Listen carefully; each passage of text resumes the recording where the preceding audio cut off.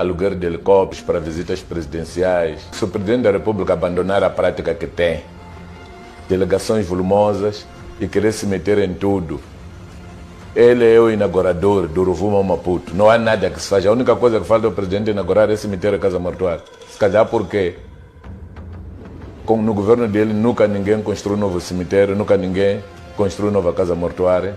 António Muxanga detona Filipe Nunes, Presidente da República, por causa de gastos excessivos, desnecessários, num país em que está péssimo, enfrentando essa crise econômica. Vamos acompanhar este vídeo que António Muxanga faz essa revelação inédita. Acompanhe o vídeo. Carros, aluguer de helicópteros para visitas presidenciais. Tem acontecido as isso? Próprias delegações. O Moçambique não tem helicóptero. O helicóptero que o Presidente da República anda a usar é um helicóptero alugado. Não pode haver dinheiro para alugar helicóptero e faltar dinheiro para pagar profissionais. Ok. É de opinião que, havendo aqui abaixo de algumas despesas extras, pode haver dinheiro para pagar os profissionais? Acredito que se o Presidente da República abandonar a prática que tem, delegações volumosas e querer se meter em tudo, ele é o inaugurador do Rovuma Maputo. Não há nada que se faça. A única coisa que falta o Presidente inaugurar é cemitério e casa mortuária. Se calhar porque no governo dele nunca ninguém construiu um novo cemitério, nunca ninguém construiu nova casa mortuária. Por isso falta inaugurar isso. O Presidente não pode estar em todas.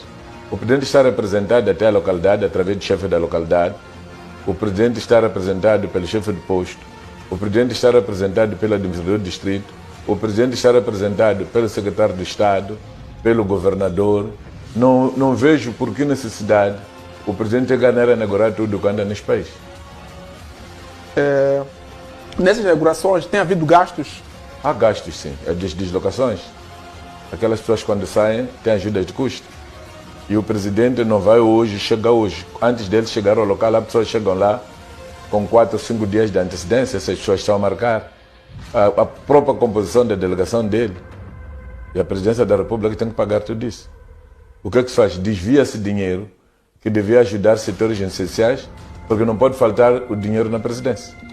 Eu desafio o governo agora a fazer um debate dos gastos presidenciais no exercício econômico qualquer, aleatoriamente. Olá, eu sou aquele teu amigo de sempre. Por favor, eu vim mesmo para lhe pedir o grande favor, a sua contribuição com a subscrição. Se ainda não é subscrito, por favor, se subscreva, deixe o seu like, claro, ative o sininho de notificação para que não percas nenhuma novidade. Continua o vídeo, acompanhe aí.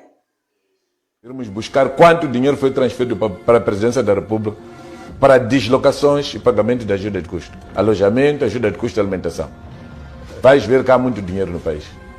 O deputado podia aqui alocar aqui alguns gastos que serão desnecessários do seu ponto de vista, feitos por toda a governação em geral. Todos os membros da governação, gastos que acham que esses aqui são desnecessários ou podiam sofrer um abate. Por exemplo, o Presidente da República nunca pode andar com menos de 30 pessoas. A partir das próprias pessoas que fazem parte da delegação e elementos de segurança. Mas o Primeiro-Ministro pode ir acompanhado de 2 pessoas. Então, no lugar de nós gastarmos dinheiro para alimentar 30, 40 pessoas, vale a pena ir a este que tem 3 pessoas. O administrador do distrito nem precisa de ajuda de custo, porque o assunto está a acontecer lá no distrito dele. Então, eu acho que essas inaugurações podem ser feitas por essas entidades. Então, cada entidade podia fazer essas inaugurações, não o próprio chefe do Estado. Sim, sim. E quanto às despesas, digo aqui em termos disso aqui, que tem por falar aqui do secretário de Estado, tem aqui água, luz, casa paga pelo Estado. Acha justo num país em que temos um trabalhador que ganha 5.600 e deve pagar, nesse valor, deve pagar aqui todas essas despesas? Mente Fica TV. O problema do secretário de Estado é que o secretário de Estado não tem funções concretas a nível da Constituição que possam lhe dar esse direito de ter isso. Lamentavelmente, é o que o governo de Moçambique, por causa das más políticas também, está a fazer.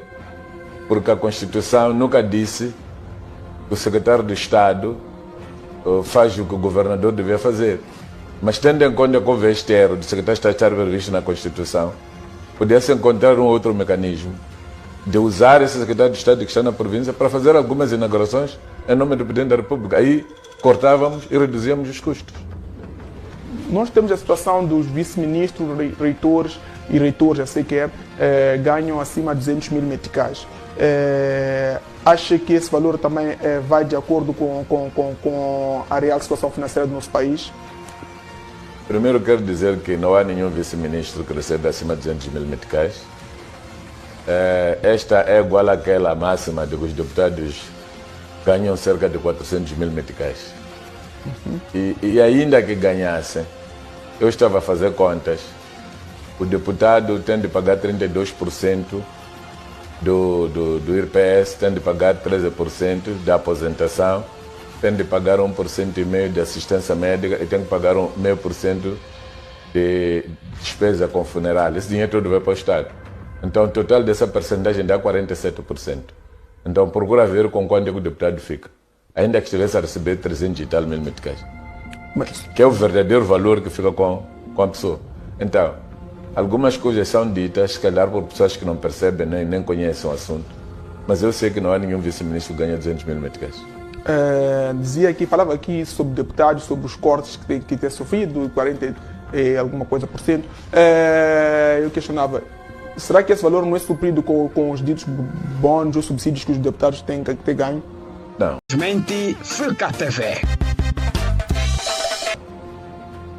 O que o deputado recebe é o vencimento, é o subsídio de representação, que estava em 30%, que agora reduziu para 15%. Segundo, o deputado não tem casa condigna. A renda de casa que se paga ao deputado não chega a 30 mil meticais.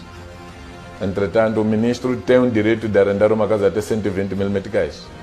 O juiz conselheiro tem o direito de arrendar uma casa até 120 mil meticais. O procurador adjunto tem direito de uma casa que vai até 120 mil meticais. Essa é a razão pela qual há muitos deputados que vivem na Mafalala, vivem em Spamanine, vivem em Xamanculo, mas não apanhar nenhum ministro que não é natural que esteja a viver nesses bairros. Todos têm espaço em lugares da primeira categoria, como é o caso da Somarchid, é o caso do museu e bairro central.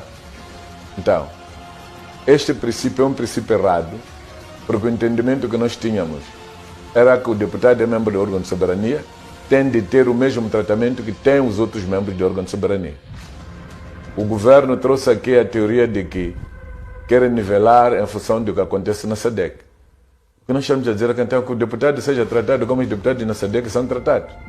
Os deputados na SADC têm escritório na sede do Parlamento, com 3 assistentes para cada deputado, tem escritório no seu círculo eleitoral, com 5 assistentes, todos esses pagos pelo Estado. O deputado moçambicano não tem nem sequer um assistente, não tem nem motorista, não tem ADC, não tem mainato, não tem cozinheiro, não tem jardineiro, pago pelo Estado. E nem tem viatura de afetação. O deputado tem uma viatura que ele próprio paga, enquanto o ministro e os outros têm 3 viaturas. Tem viatura particular, tem viatura de campo e tem uma viatura que fica em casa para cuidar da família dele. Qual é o papel de um deputado na essência para um país? Quantos anos tens? A pergunta devem ser feitas. Apesar de ser junho, acredito que você já não é criança. É que temos há cidadãos que dizem que não conhecem seus deputados e geralmente os deputados não os representam na essência. Por isso estamos aqui a perguntar qual é o papel de um deputado na essência. As populações sabem qual é o papel do deputado. E as pessoas, quem não quer saber é quem não quer. Porque há o problema das pessoas, porque o deputado efetivamente vive no Spamanine, o governo está-lhe a desprezar, então isto induz o povo também a desprezar o deputado. Mas, para ser claro, o deputado, o papel dele é representar o povo, é legislar e é fiscalizar o governo. São 3 papéis fundamentais que ele tem. E deputado, acho que os deputados estão a fiscalizar, estão a fazer esse trabalho da melhor forma possível. O povo sente-se identificado, sente-se aqui representado pelos deputados. Os deputados têm fiscalizado o governo como tal. E se tem fiscalizado, existem algumas anomalias que foram fiscalizadas e foram solucionadas? Mente Fuca TV. Se calhar as pessoas não percebem qual é o formato da fiscalização. O deputado não pode fiscalizar sozinho, para não se criar aquela impressão de que este está a apertar o dirigente porque é da Frelimo ou outro é da Renamo. Por exemplo, se aparecer uma delegação de deputados que são da Frelimo irem fiscalizar na Beira e constatar alguns erros, que vai se dizer que não, só constataram os erros do presidente do município de MDE. Se aparecer uma brigada da Renamo fiscalizar na Matola ou na cidade de Maputo, vai dizer, não, é porque eu cometi. Então, a fiscalização é feita em grupos parlamentares. É feita pelas comissões parlamentares, onde os grupos parlamentares são representados. Por exemplo, eu próprio um dia 11 vou em Nhambane para fiscalizar o governo provincial, o governo do distrito de Mabodo, do Funhalouro e o governo de Nharim. Os meus colegas vão a outros sítios. Então, cada deputado está distrito a um ministério ou a vários ministérios agregados. E é assim como é feita a fiscalização. Agora, há aquelas questões que um cidadão pode ter como preocupação, podem ser colocadas ao grupo, assim como podem ser colocadas a um deputado. E depende daquilo que cada deputado é capaz de fazer. Mas o que sinto é que os deputados, dentro das possibilidades que estão a ser criadas, têm feito o melhor para poderem corresponder à razão da sua eleição como representantes do povo, como fiscalizadores e como legisladores. Acha que o número de deputados na Assembleia da República, a disparidade aqui em termos da oposição, assim como os demais deputados, em algum momento dificulta a aprovação de uma e outra lei? Sim, mas estas leis que hoje estão em tona foram aprovadas por consenso. Aqui não é chamado essa situação. A lei da tabela salarial única, o Estatuto Geral dos Funcionários Agentes do Estado, a lei da Previdência Social dos Servidores Públicos, a lei da Propriedade Pública, foram aprovadas por consenso. No entanto, qual é a solução para este problema? Estamos aqui a registrar de greve e não greve. Qual é, ser mesmo economista, qual é a solução que podemos registrar para que os funcionários públicos sintam-se assim abarcados ou também filhos? Porque estamos num país onde, diga-se de passagem, temos 2 salários mínimos, o privado assim como o público. Como é que podemos tornar esses unos e solucionar esse problema? Porque tanto o privado reclama, tanto assim como o público está a reclamar sobre horas extras, assim como o próprio salário. Como solucionar este mal? Este mal é solúvel através de políticas setoriais concertadas com a nossa realidade. Se nós conseguirmos produzir políticas salariais concertadas com a nossa realidade, nós podemos reduzir. Não vamos resolver tudo. Porque ainda que você pague bem os funcionários públicos, os funcionários públicos de Moçambique não chegam a 600 mil. São mais ou menos 500 mil. 300 e tal dos quais estão na função pública e o resto são forças de defesa e segurança. Mente Fuca TV. Então, se nós temos um país que tem, agora devemos estar mais ou menos a 33 milhões de moçambicanos, significa isto que no mínimo nós devemos ter 19 milhões de pessoas a trabalhar, para poderem aguentar e equilibrar a balança. Porque onde come um, podem comer 2, mas onde come um, já não podem comer 4. Então, esta é a questão de fundo.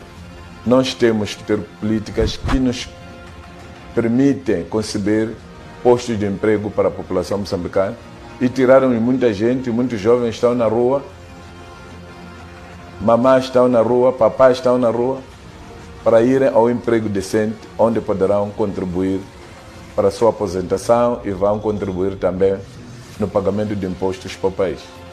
Mesmo última questão, qual é a análise que faz do processo de recenseamento que teve seu termo?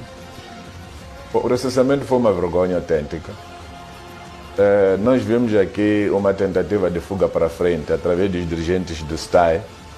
Qualquer dirigente do STAE que é entrevistado não quer dizer o que aconteceu efetivamente. Tenta dar números globais. Os números globais não são os que nós pretendemos. O que nós pretendemos é o número de pessoas por autarquia, porque as autarquias agora vão à votação.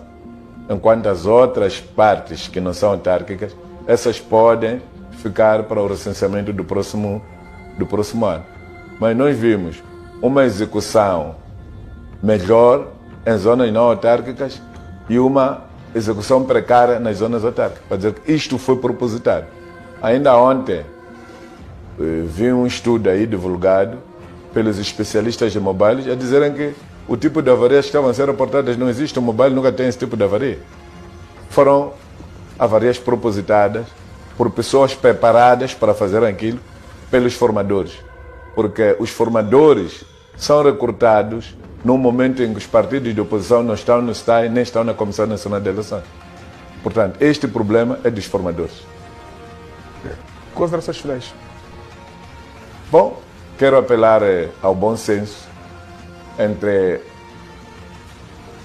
os funcionários da saúde, todos eles mesmo, médicos, enfermeiros, serventes, técnicos, jardineiros, motoristas, incluindo os cozinheiros, para que, havendo sinais de que alguma coisa pode ser feita. Antônio Muxanga argumenta por que são tantos gastos desnecessários. O Presidente da República, quando faz sua viagem, na verdade, em condições normais não teria de fazer essas viagens. Por quê? Porque existem os seus subordinados, administradores, governadores, assim como secretários de Estado, que podem sim inaugurar essas obras, ou essas empresas que precisam essa inauguração. Mas o presidente vai pessoalmente gastando muitos recursos num país em que está se a remendar.